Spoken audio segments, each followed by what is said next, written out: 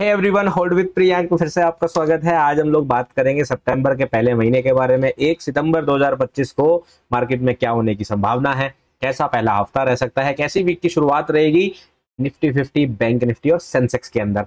Indexes को cover करेंगे, बात करेंगे थोड़ी बहुत कि कल क्या हुआ था, यानी कि फ्राइडे को क्या हुआ था। अभी जब मैं वीडियो शूट कर रहा हूँ तो ये सैटरडे रात है, लेकिन आप लोग जब ये वीडियो देख रहे हो तो संडे शाम होगी, तो थोड़ा सा आप आज और कल में कंफ्यूज मत होना।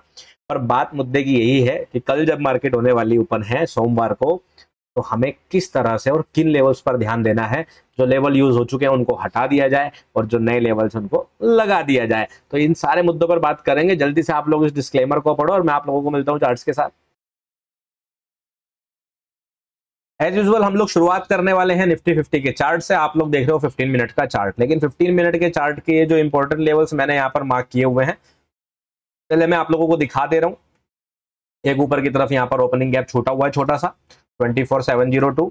एक प्रीवियस डे हाई यानी कि फ्राइडे का हाई जो है मैंने मार्क किया हुआ है 29 अगस्त का। ठीक है, जून लो ये आप लोगों को पहले से पता है, लेवल बहुत दिनों से ड्रॉ हो रखा है 24473 का। इसके नीचे हमारा जो अगस्त का लो है, ये अगस्त का लो कब का है मैं आपको दिखा दे रहा हूँ, क्योंकि आप सोच रहे हो अगर यहाँ पर अगस्त का लो है। जी नहीं, ये अगस्त की शुरुआत में 8 या 11 अगस्त के बीच में ये बना था, ये वो वाला लो है। ठीक है, और नीचे की तरफ जो ओपनिंग गैप लेफ्ट में छूटा हुआ है उसका इक्विलिब्रियम 24215। तो ये लेवल्स कहां से आए, क्या इनका इंपॉर्टेंस, इसको समझने के लिए हम लोग चलेंगे डेली चार्ट पर और वहां से शुरुआत करेंगे कि बेसिकली ये है क्या। तो आपको प्राइस सेक्शन में थोड़ा सा समझा दे रहा हूं। यहाँ पर हम लोगों ने लास्ट देखा मार्केट इस ऑर्डर ब्लॉक से गिरने के बाद एक गैप फिलिंग एक्सपेक्टेड था। मार्केट को गैप पर सपोर्ट लेना है, ऐसा होने का हमें उम्मीद था ना। मार्केट ने नहीं लिया, मार्केट ने ब्रेक कर दिया। ये ब्रेक करते ही हमें पता था मार्केट अब इस लो की तरफ टारगेट करेगा और मार्केट उसी डायरेक्शन में लगातार बढ़ते भी जा रहा है।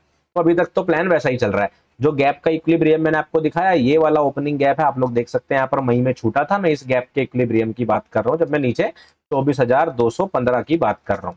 ये सारे लेवल्स आपको समझ में आ गए होंगे। अब क्या करें, अब देखो सिंपल सी बात है, अगस्त की तो क्लोजिंग हो गई है, ये अगस्त का लो था, अब मार्केट ने यहाँ पे क्लोजिंग कर दी है।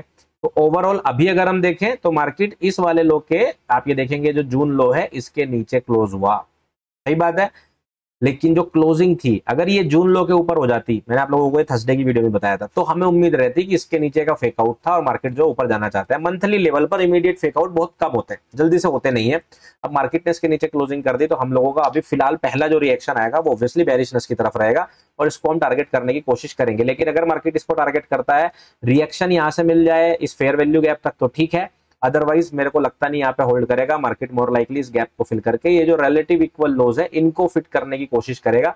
तो कहीं ना कहीं मार्च हाई तक की बात बन सकती है, जो आपको मिलेगा 23900 के आसपास। तो वहां तक का ड्रॉप हमें देखने को मिल सकता है। तो पहले वीक के अंदर ओवरऑल हम लोग बेरिश रह सकते हैं, ये हमारा प्लान मेजरली रहेगा। ध्यान क्या रखना है, मार्केट इस लो को ब्रेक करे बेरिश रहने के लिए। दूसरा चीज आपको ध्यान क्या रखना है, कल मंडे है, मंडे यूजुअली उल्टा हो जाता है जो हम पूरे हफ्ते के लिए प्लान करके चल रहे होते हैं, इसलिए हो सकता है कल अचानक से आपको एक गैप अप दिखे। प्लस फंडामेंटल्स भी हैं, जापान के साथ हमारी डील हुई बहुत बड़ी। मोदी जी जो है चाइना चले गए हैं, मोदी जी से मेरा मतलब इंडियन प्राइम मिनिस्टर अभी फिलहाल चाइना में है। चाइना से सोचे कितने रिश्ते खराब थे पिछले 5 सालों में, जब से वो गलवान घाटी वाला हमला हुआ था 2019 के बाद से, और अचानक से दोनों कंट्रीज का ऐसे आना जाना मिलना। अब ऑब्वियसली रीजन है, हम लोगों को पता है, देखो हम लोगों को पता है जियो पॉलिटिक्स में कोई फ्रेंड नहीं होता, it's all about self interest. India अपने सेल्फ इंटरेस्ट देखता है, चाइना अपने देखता है और यूनाइटेड स्टेट्स अपने देखता है। तो हर एक देश का नागरिक आपको यही बोलेगा मेरा देश मेरे लिए सही है, तो हम भी यही बोलेंगे इंडिया हमारे लिए सही है। अब जो कर रहे हैं ठीक है, क्या बोल सकते हैं उसमें। खैर, तो अब सीन क्या है, हम लोगों को पता है कि ये सारी पॉजिटिव न्यूज जो है, हो सकता है ऊपर से जीडीपी ग्रोथ वाली न्यूज भी आप लोगों को पता होगा कि इंडिया की जीडीपी 7.8% के आसपास आई है Q1 में, जो कि एक्सपेक्टेड नहीं था। कहीं से भी 6.8 का एक्सपेक्टेड था। 1% का उछाल बहुत ज्यादा होता है। तो मतलब कहीं ना कहीं ऐसा दिखाई दे रहा है कि जो टैरिफ्स लगे थे वो कुछ खास इंपैक्ट नहीं करे। लेकिन ध्यान देने वाली बात ये है कि ये जो आंकड़े हैं ये Q1 के हैं, और Q1 कौन सा होता है, वो होता है अप्रैल टू जून, समझे आप। अब जून के बीच में, अप्रैल में ऑलरेडी आप लोगों को पता है मार्च के आसपास टैरिफ अनाउंस हो गया था, बट अनाउंस होने के बाद पोज लग गया था। आप लोगों को ये भी ध्यान होगा 90 डेज का पोज लग गया था। तो पोज होने की वजह से सबको जो कॉन्फिडेंस था इंडिया के और यूएस ट्रेड डील के बारे में, वो शायद Q1 में साबित हुआ होगा पॉजिटिविटी के लिए। अभी सबसे इंपॉर्टेंट है जब Q2 का आएगा, क्योंकि Q2 आएगा कब का, जुलाई से लेके सितंबर तक का, जो कि आपको अक्टूबर नवंबर में देखने को मिलेगी। अब यहाँ पे होगा असली खेल कि टैरिफ का क्या इंपैक्ट पड़ा। देखो अभी सोशल मीडिया और मीडिया वाले आपको चिल्ला के बता देंगे ओ हो देखो टैरिफ का फर्क ही नहीं पड़ा और इंडिया तो की इकोनॉमी तो ऐसे है ना, ये ग्रोथ आ गई। लेकिन ये ग्रोथ तो जबरदस्त तब मानी जाएगी जब Q2 में आएगी, क्योंकि टैरिफ का अनाउंसमेंट तो भाई Q2 में हुआ है, बेवकूफ मत समझो हमें, है कि नहीं। तो चलो ये बाद की बात है, बट ये सारी पॉजिटिव न्यूज मार्केट को शॉर्ट टर्म रिएक्शन दे सकती है, और वो जो शॉर्ट टर्म रिएक्शन है वो शॉर्ट टर्म रिएक्शन आपको जो है इस फेयर वैल्यू गैप के अंदर प्राइस को पहुंचाते हुए दिख सकती है। तो ऊपर की तरफ आपको इस फेयर वैल्यू गैप का ध्यान रखना है। अब बात करेंगे छोटे टाइम फ्रेम पर चलकर उन सारे लेवल्स को वापस से और याद करेंगे। तो आपको जो ये ऊपर वाले लेवल दिख रहे हैं प्रीवियस डे हाई, ये वही फेयर वैल्यू गैप है, ऊपर की तरफ ये ओपनिंग गैप है। अब आपको समझ में आया। तो कल की प्लानिंग मेजरली क्या है, मंडे अगर मार्केट गैप अप ओपन होती है, इसके नीचे नहीं जाती है, तो हम लोग बुलिश होके यहां तक प्राइस का प्लान करेंगे। अगर मार्केट इसके नीचे जाती है, सीधा यहां खुल जाती है, तो अलग ही सिनेरियो हो गया। यहां ओपन हो गई, ऊपर भागना शुरू करेगी तो आप इसका प्लान करेंगे, इसके नीचे जाएगी तो आप इसका प्लान करेंगे। ये आपकी इंट्राडे प्लानिंग है, वीक की प्लानिंग में ऑलरेडी आप लोगों को बता चुका हूं। अब बात करेंगे बैंक निफ्टी के चार्ट के बारे में। बैंक निफ्टी की अगर हम बात करें, कुछ खास बताने के लिए है नहीं, बहुत ज्यादा लेवल्स भी मैंने ड्रॉ नहीं करे, बहुत दूर दूर के लेवल है, क्योंकि पास का कोई सिग्निफिकेंट लेवल नहीं है। मूव जिस भी तरफ आएगा प्राइस उस तरफ जाने की संभावना रहेगी। यहां पर एक ओपनिंग गैप है, अभी डेली चार्ट पे दिखा दूंगा मैं आपको। तो मोर लाइकली मैं यही एक्सपेक्ट करूंगा, मार्केट या तो गैप डाउन यहां पे ओपन करे और सीधा ऊपर की तरफ बुलिश जाए, या मार्केट गैप अप ओपन हो, यहां पर आए, इस तरह से ऊपर जाए और इस गैप को फिल करने के लिए 54,467 को टेस्ट करे। जैसे ही मार्केट इसको टेस्ट करेगी ठीक है, लेकिन अगर इसके ऊपर जाती है तब बुलिशनेस होना है। इस बीच में कोई भी बुलिश सेटअप आपके लिए लो प्रोबेबिलिटी सेटअप है। प्रीवियस एटीएच के ऊपर बैंक निफ्टी के अंदर स्ट्रेंथ आ जाएगी, और मई लो के नीचे मार्केट के पास मार्च हाई तक कुछ खास नहीं है। मैं आपको एक बार डेली चार्ट भी इसका दिखा देता हूं समझाने के लिए। यहां पर आप देख सकते हो, ये गैप आपको दिख रहा होगा जो मैंने मार्क किया हुआ है प्रीवियस एटीएच, और ये क्लोजिंग बिल्कुल पास पास है, इसलिए मैंने दो अलग अलग लेवल मार्क नहीं किए। ये लो ब्रेक होना जरूरी है, क्योंकि ये एकदम जो है, इसको एक कैंडलस्टिक को बहुत सारे लोग इस तरह से भी देखेंगे कि ये इनडिसीजन है या फिर सेलिंग रुक गई है, क्योंकि लेकिन मेरे नजर में क्या है, सेलिंग बाइंग से कोई मतलब नहीं है, मेरे नजर में तो लिक्विडिटी इंपॉर्टेंट है। अब अगर आप ध्यान देखोगे, ऐसी ही कैंडलस्टिक से हम लोगों ने प्राइस को ऊपर जाते हुए देखा है एक बड़े ओपनिंग गैप के साथ, वैसी ही कैंडलस्टिक बनी है। क्या हम दोबारा मार्केट को ऊपर जाते हुए देखेंगे, ये एक सोचने वाली बात होगी, जो कि मैं आप लोगों को पहले बता चुका हूं कि फंडामेंटल्स पॉजिटिव है, और उस बीच में आपको ये लेवल ऑफ रेजिस्टेंस ध्यान देने हैं। मार्केट नीचे की तरफ मई लो को लेती है तो ठीक है, इसके नीचे ब्रेकडाउन काफी ज्यादा बेरिशनेस को दिखाएगा। ये वाला फेयर वैल्यू गैप मेरे लिए इंपॉर्टेंट क्यों नहीं है, आपका ये क्वेश्चन आ सकता है, क्योंकि देखो फेयर वैल्यू गैप कितने सारे यहाँ पर बने हुए थे, तो हर एक फेयर वैल्यू गैप इंपॉर्टेंट नहीं होता, वक्त के साथ आप ये सारी चीजें सीखेंगे। क्लियर हो गया। चलिए, ये हुआ बैंक निफ्टी का चार्ट। अब बात करेंगे सेंसेक्स की। सेंसेक्स की अगर हम बात करें, इसने जो है थोड़ा सा अलग तरह का चार्ट दिखा। देखो सेंसेक्स के प्राइस एक्शन की मैं तारीफें बहुत दिनों से कर रहा हूँ, सेंसेक्स का चार्ट बहुत क्लीन बन रहा है compare to Nifty and Bank Nifty. Nifty and Bank Nifty के अंदर मैनिपुलेशन बहुत ज्यादा हो रहा है। वो मैनिपुलेशन एक्चुअली में इंडेक्स का नहीं है, स्टॉक्स को समझ ही नहीं आ रहा कहाँ जाए भाई साहब। एक दिन टैरिफ, एक दिन लड़ाई, एक दिन चप्पल जूते कोई मार दे रहा है, एक दिन कंपनी का नुकसान हो जा रहा है, एक दिन बोनस मिल जा रहा है, तो स्टॉक्स परेशान हो गए, हम कहाँ जाए। वही चीज कहीं ना कहीं प्राइस को उतने अच्छे तरीके से रिएक्ट करने नहीं दे रहा है, प्राइस एक्शन उतना ज्यादा अच्छा नहीं बन पा रहा है निफ्टी और बैंक निफ्टी में। बट अगर हम देखें, यहाँ पर हमारे पास ऊपर ब्रेकर में प्राइस गया, डेली चार्ट पे मैं वापस से रिवाइज करा दूंगा, ब्रेकर से रिएक्शन आई और मार्केट ने ये लो स्वीप कर दिया। तो यहाँ पे हमें एक चीज तो पता चली, प्राइस तो कहीं भी जाए, लेकिन एडवांस प्राइस एक्शन में सिखाए गए कंसेप्ट काम तो कर रहे हैं।